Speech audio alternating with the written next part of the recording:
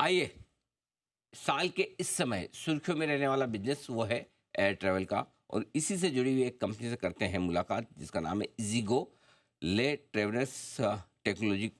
वैसे ऑफिशियल नाम है लेकिन आप सब लोग इज़ीगो के नाम से इन्हें जानते पहचानते हैं। 2007 में कंपनी ये ऑनलाइन ट्रैवल एजेंसी के तौर पर शुरुआत करती हुई दिखी और ट्रैवल मेटा सर्च इंजन के तौर पर इसकी कंपनी की शुरुआत हुई है।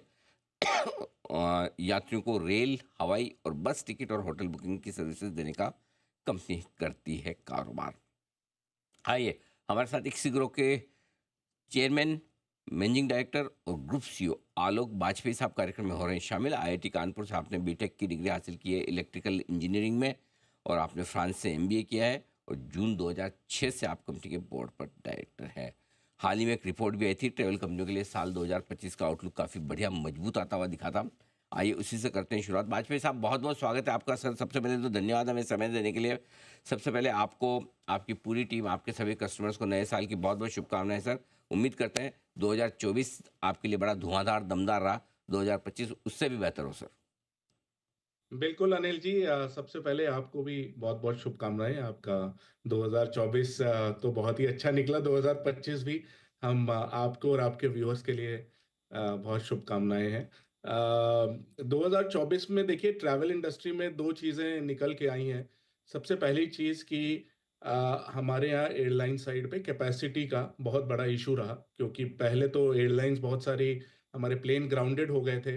इंडिगो के, स्पाइसजेट के आपको आपने देखा होगा कि बहुत सारे प्रैट एंड विटनी इश्यूज के प्लेन ग्राउंडेड थे और ये हालांकि पिछले 2-3 महीने में थोड़ा सा उसमें आप कहेंगे कि कुछ प्लेन वापस आ रहे हैं, लेकिन इस साल फेयर्स ओवरऑल बीच में काफी बढ़ गए थे, जो कि उसके दो पहलू हैं कि बहुत सारे कस्टमर्स ने हमारे यहाँ डोमेस्टिक के बजाय इंटरनेशनल फ्लाइट बुकिंग चालू कर दी।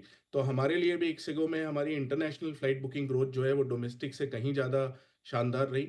और हालाँकि ओवरऑल इंडस्ट्री जो है वो करीब तकरीबन 10 से 12% की रेंज में ग्रो करी थी। पिछले 2 क्वार्टर तो सिंगल डिजिट में ग्रोथ आई थी इंडस्ट्री की। लेकिन हमने देखा कि हमारी इंटरनेशनल फ्लाइट बुकिंग जो है वो सितंबर क्वार्टर में करीब 70% के आसपास ग्रो करी ईयर ऑन ईयर। उसके पिछले वाले क्वार्टर में उससे भी ज़्यादा तेज़ी से ग्रो कर रही थी। तो इसलिए हमें लग रहा है कि ये ट्रेंड जो है ये बखूब जारी रहेगा, क्योंकि जैसे-जैसे ये कैपेसिटी कंस्ट्रेंट्स हटते जाएँगे अगले 3-4 क्वार्टर में इंटरनेशनल का बोलबाला रहेगा। और इसका एक रीज़न वो ये भी है कि वीज़ा फ्री हो गए हैं बहुत सारे। अगर आप देखिए कि जितने भी सेंट्रल एशियन कंट्री हैं, वहाँ पे आपको या तो वीज़ा ऑन अराइवल है या बहुत आसानी से वीज़ा उपलब्ध हो रहा है, चाहे वो उज़्बेकिस्तान हो, कज़ाकिस्तान हो, अज़रबैजान, जॉर्जिया, इन सारी जगह 50 से 80% इंक्रीज़ हमने देखी है। और अगर आप वियतनाम ले लें, इंडोनेशिया ले लें, वियतनाम में हमने 100% से ज़्यादा ग्रोथ देखी है ईयर ऑन ईयर। इंडोनेशिया में 70 से 80% ग्रोथ देखी है। थाईलैंड ले लीजिए, जहाँ पे फ्री वीज़ा हो गया है। श्रीलंका हो गया, मॉरिशस हो गया, इन सब जगह हमने 70 से 80% ग्रोथ देखी है। तो देखिए ये एक ट्रेंड है जो अभी चालू हुआ है। इंडियंस पैसे खर्च कर रहे हैं और बाहर जा रहे हैं, क्योंकि डोमेस्टिक में कभी-कभी उन्हें और भी ज़्यादा पैसे खर्च करने पड़ रहे हैं, तो इसलिए उनको बाहर जाना पड़ रहा है। और हम्म। दूसरी बात जो हम देख रहे हैं वो है कि छोटे शहरों से, टियर 2-3 सिटीज़ से, जैसे आप विजयवाड़ा ले लीजिए या राजकोट ले लीजिए या झारसुगुड़ा ले लीजिए, कन्नूर ले लीजिए केरला में। इन सब शहरों से 50% से ज़्यादा ग्रोथ हमें दिखी है फ्लाइट बुकिंग की ओवरऑल डोमेस्टिक इंटरनेशनल मिला के, जो कि बहुत ही बेजोड़ है, क्योंकि इन छोटे शहरों की कनेक्टिविटी इम्प्रूव हुई है। यहाँ पे आप कह लीजिए पर कैपिटा इनकम इम्प्रूव हो रही है। एक तो स्पिरिचुअल टूरिज्म का ग्रोथ हो रहा है, वाराणसी, अयोध्या देख लीजिए। तो यहाँ पे जो मिडल क्लास हमारे देश का है, जो एस्पिरेशन उसकी उभर के आ रही है, जो उनके हाथ में पासपोर्ट आ रहा है, उनके हाथ में फ्री वीज़ा आ रहा है, तो ये सारी चीज़ों का आप देख लीजिए इम्पैक्ट काफ़ी अच्छा निकल के आ रहा है। इंटरेस्टिंग चीज़ बताई आपने कि एक तो विदेशी ट्रैवल बढ़ रहा है और देशी ट्रैवल जी। जो बढ़ रहा है वो छोटी जगहों से काफ़ी बेहतर आता हुआ दिख रहा है। ऐसे में किस तरह की उम्मीद रखी जाए 2025 में? वैसे तो आपके कई सारे इवेंट्स हैं, एशिया कप आ रहा है अभी, उसके बाद कुंभ का मेला आ रहा है, तो आई एम श्योर बाहर से भी हिंदुस्तान में काफ़ी लोग आएंगे और हिंदुस्तान के लोग भी पहुंचेंगे। कुछ और बढ़िया बिजनेस की ग्रोथ की जाए सर 2025 से? जी, बिल्कुल आई थिंक कुंभ मेला जो है हम बहुत कम लोग उसके बारे में बात कर रहे हैं, तो थैंक यू आपने इसके बारे में बात करी। करीब 40 करोड़ पिलग्रिम एक जगह पे करीब उस 1.5 महीने के ड्यूरेशन में इकट्ठा होंगे प्रयागराज में। और ये मतलब आप कह लीजिए कि विश्व में शायद सबसे बड़ा एक जो कांग्रीगेशन है ह्यूमैनिटी का, वो है। पिछली बार भी करीब 25 करोड़ के आसपास सैलानी यहाँ पे आए थे, जो कि चाहे वो गंगा जी में स्नान करने आए हों, चाहे वो प्रयागराज के आनंद लेने आए हों। लेकिन इस बार तो उम्मीद कहीं ज़्यादा है, और बहुत सारे लोग जो हैं एनआरआईज़ हो गए, फॉरेनर्स हो गए, वो भी इसका एक बार, क्योंकि 12 साल में एक बार होता है महाकुंभ, तो लोग ज़रूर आते हैं। तो उससे बहुत उम्मीदें हैं हमारी इंडस्ट्री में। उत्तर प्रदेश को भी बहुत उम्मीदें हैं टूरिज़्म को लेके, और हमारी इंडस्ट्री में हमें बहुत उम्मीदें हैं कि वहाँ पे खासकर चाहे बस ट्रैवल हो गया, रेल ट्रैवल हो गया, जिसमें हम नंबर 1, नंबर 2 प्लेयर हैं। वहाँ पे हम चाहेंगे कि डबल डाउन करें। होटल्स हो गए वहाँ पे, उस एरिया के जो बजट होटल्स हैं, उनमें काफ़ी ग्रोथ एक्सपेक्टेड है। उस एरिया के पूरे बिज़नेस कम्युनिटी के लिए यहाँ पे बहुत सफलता आने वाली है। लेकिन जो सबसे बड़ा ट्रेंड मुझे लगता है जारी जारी रहेगा, वो ये है कि छोटे शहरों से निकल के जो ट्रैवलर आ रहे हैं, वो इस सेक्टर की ग्रोथ को डोमिनेट करेंगे। और वो चाहे वो फ्लाइट की ग्रोथ हो या बस की ग्रोथ हो, जहाँ पे वोल्वो बसेज़, इलेक्ट्रिक बसेज़ आ रही हैं और वो भी छोटे शहरों से कनेक्ट हो रही हैं। और चाहे वो होटल की ग्रोथ हो, जहाँ बजट होटल पहली बार लाइफ में ऑनलाइन बुक करने जो कस्टमर आ रहे हैं, वो ज़्यादातर इन छोटे शहरों से आ रहे हैं। तो वहाँ पे इक्सिगो ग्रुप का ये एडवांटेज है कि हमारा पेनिट्रेशन सबसे ज़्यादा है। हमारे पास करीब 80 मिलियन लोग हर महीने आते हैं। ज़्यादातर उनमें से 94% जो हैं वो छोटे शहर में या तो एक लेग होता है उनका, या वहाँ से आ रहे होते हैं। हुँ, हुँ, तो इस तरह से हमें लगता है कि हमारी कंपनी के लिए अगले साल उम्मीदें हमें काफ़ी ज़्यादा हैं, हुँ, और ग्रोथ हमारी एक्सेलरेट होनी चाहिए। ओके। एक और आलोक जी, जो आपने 18 दिसंबर को एक अनाउंसमेंट किया था ट्रैवल गारंटी कि जी, ट्रेन की टिकट कंफर्म मिलेगी, नहीं तो 3 गुना रिफंड वापस। तो जी। सर मुझे भी वो यूज़ करना है, कैसे करना?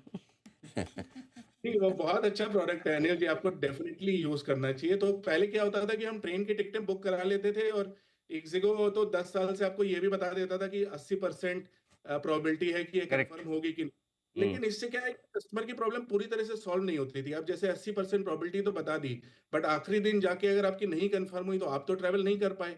आपके लिए तो वो समस्या है। तो उस समस्या का समाधान हमने ये ढूँढा कि आप थोड़े से एक्स्ट्रा पैसे हमें दे के आप ट्रैवल गारंटी अगर खरीदते हैं, तो वहाँ पे हम आपको 3 गुना उसका जो रकम है, वो वापस करते हैं। उसमें से 1 गुना आपके पास इमीडिएट रिफंड आता है, 2 गुना एक हमारे ई-वाउचर में जाता है, जिससे कि आप एक फ्लाइट बुकिंग या एक बस बुकिंग या एक और ट्रेन बुकिंग ले पाएँ। क्योंकि उस समय फेयर बढ़ जाएगा, तो हमें ये पता है कि अगर हम सिर्फ़ आपको 1 गुना वापस करेंगे, तो फेयर बढ़ने का आपको कोई कोई फ़ायदा नहीं मिलेगा उसका।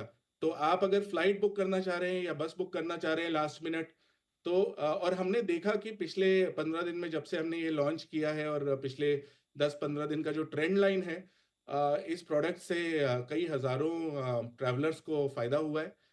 उन्होंने इसको इस्तेमाल किया है, और लास्ट मिनट पे जब उनकी ट्रेन नहीं कन्फर्म हुई या सीट नहीं मिली उन्हें, तो उन्होंने बस या फ्लाइट की ओर नहीं रुझान किया है, लेकिन जिससे कि हमारे ओन बिज़नेसेस में नहीं, भी नहीं, ग्रोथ। लेकिन आलोक जी, जैसे फॉर एग्ज़ाम्पल मुझे टिकट आज ही की बुक करनी है, और मैं सोचता हूँ कि उसमें 17% प्रोबेबिलिटी दिखा रहा है टिकट कन्फर्म की। तो मैं तो सोचूँगा कर देते हैं, जाना तो वैसे होगा नहीं, नहीं गए तो आलोक जी के नाम पे, और चले गए तो जाना तो है ही है। तो फिर ऐसे में आप कैसे पैसा बनाएँगे फिर?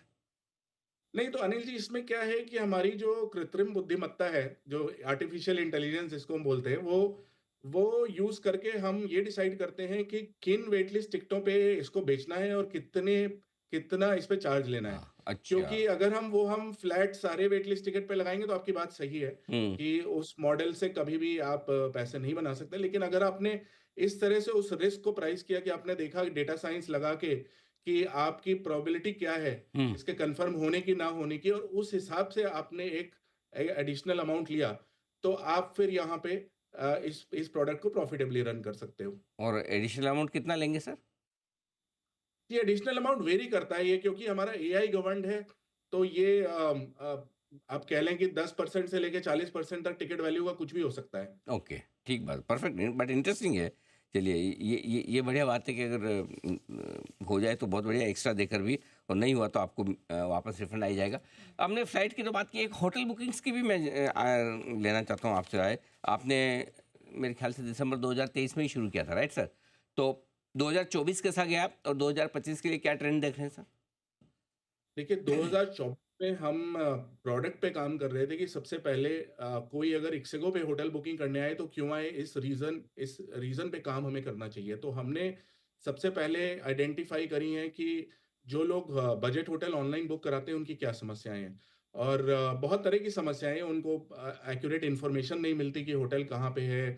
जो उनको ऑनलाइन फ़ोटो दिखती है वो जाके देखते हैं कि वो होटल उस तरह से बिल्कुल नहीं दिखता है। तो इस तरह की जो प्रॉब्लम्स हैं हम पहले उनको सॉल्व कर रहे हैं 1 साल, जिससे कि हम प्रोडक्ट को इतना रिफाइन कर सकें कि लोग जब हम पे आके कोई होटल सर्च करें या बुक करें, तो उनको कॉन्फिडेंस हो कि उन्हें सही चीज़ जो वहाँ पे हूबहू वैसी दिखेगी, वो उनको प्रोवाइड की जाए। दूसरी चीज़ हम क्या कर रहे हैं कि बहुत सारे जो ये ट्रेन के कस्टमर वेट लिस्ट रह जाते हैं या फिर ट्रेन के कस्टमर कन्फर्म भी होते हैं, उनको लास्ट मिनट पे होटल चाहिए होता है। तो उस चीज़ के लिए भी हम कोशिश कर रहे हैं कि जो हमारी इन्वेंटरी है, चाहे वो रेलवे स्टेशंस के आस-पास हो, बस स्टेशन के आस-पास हो, वो पूरी परिपूर्ण की जाए। तो हमने सप्लाई एडिशन पे थोड़ा फ़ोकस किया है और उसके अलावा हम क्या कर रहे हैं कि आज की डेट में हम जब तक प्रोडक्ट मार्केट फिट एस्टैब्लिश नहीं करेंगे, तो इसमें कुछ मार्केटिंग स्पेंड नहीं कर रहे हैं। तो सिर्फ़ कह लीजिए कि इस समय the company is focusing on product market fit, but अगले साल से, उसके अगले साल से हम इसको धीरे-धीरे करके ग्रो कराएँगे अपने कस्टमर बेस पे, क्योंकि हमारा जो कस्टमर बेस है, वहाँ से हमें already month on month double digit percentage increase दिखाई पड़ रहा है होटल बुकिंग पे। आज की डेट में हम नंबर्स देते नहीं हैं इसके, लेकिन इवेंचुअली हम इसके at some point room nights भी डिस्क्लोज़ करेंगे। Okay, perfect. ये बड़ी इंटरेस्टिंग चीज़ है।